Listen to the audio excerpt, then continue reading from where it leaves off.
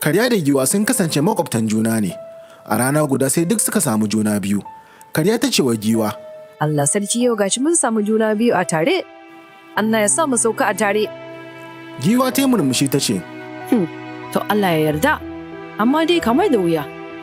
Aiko a kwana tashi bayan kwana 63 sai ko karya ta sauka lafiya da 'ya'yan kwaikwayon da su 7. Giwa ta zo yi mata barka tana, Madalla da wannan alheri da kika samu.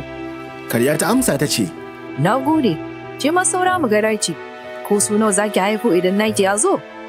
Giwa ta kada baki ta ce, Allah masani. a kwana tashi aka samu kwanaki 126. Hallau karya ta sake sauke wasu 'yan kwaikwayo 9, amma fa giwa bata sauke cikinta tun na farko ba. Giwa ta sake zuwa yi wa karya barka. Karya ta kalli giwa ta ce, Ni kam lamarin juna biyun nan ya dame ni. Har yanzu baki sauka ba, ni gashi na yi sauka ta biyu fice nan. Giwa ta yi jim sai ta ce, Ai wata in lokaci ne bai yi ba. Karya ta ce, Wani irin lokaci ne haka har na sake zuwa na wuce ki a sauka ta biyu, ki har yanzu baki sauke na farko ba. Giwa bata ce komai ba, ta tashi ta fice. A haka sai da karya ta yi aihuwata ta wajen 4 da jimillar 'ya'ya 19. Har daga bisani take kalubalantar giwa ko anya kuwa tana da juna biyun da take faɗa.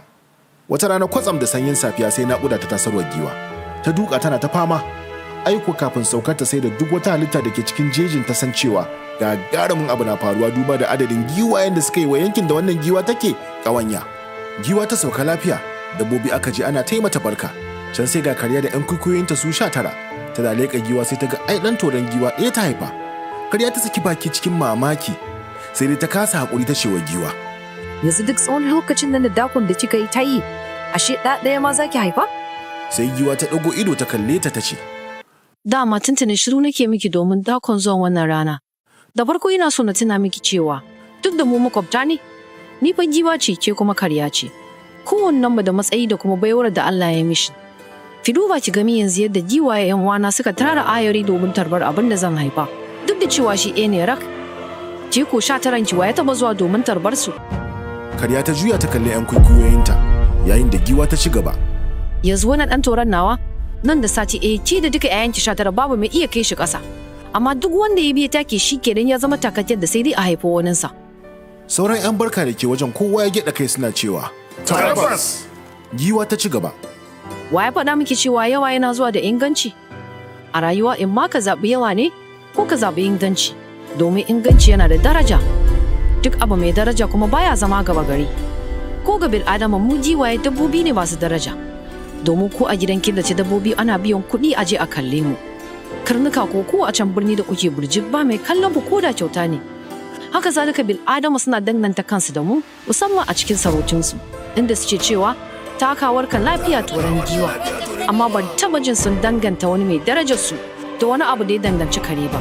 Sai dai ma kaga idan mace a cikin su ta zama ballagaza, kaji ana kiranta da karya. Karya ta ɗago ido a firgice cikin ruɗewa da damuwa. Giwa ko a jikinta ta ci gaba da suburbuɗo haƙuna. Daga ƙarshe ina mai miki tuni kan cewa a duk sa'in da giwa ta faru a cikin jeji, doron kasa amsawa yake, jigajigan manyan bishiyoyi rangaji suke, turbaya notsawa take, iska gunji take sannan ƙananan namu fecewa suke. Gaya min wanne ne da yake faruwa daga cikin waɗannan idan kare ya faru. Don haka ki sani ba karamin daƙiƙanci ba ne ƙoƙarin danganta mabambantan matsayi. Nagarta irin wacce Allah ya yi wa halitta ta ba ta kammaluwar kwana 63 ba ce. Ta kwana 680 ce, shi yasa kowa suna ma da labibu muka bambanta. Sannan idan har na bar giwantaka na koma karyantaka, to wa zai zama giwan? Labarin giwa da karya kenan.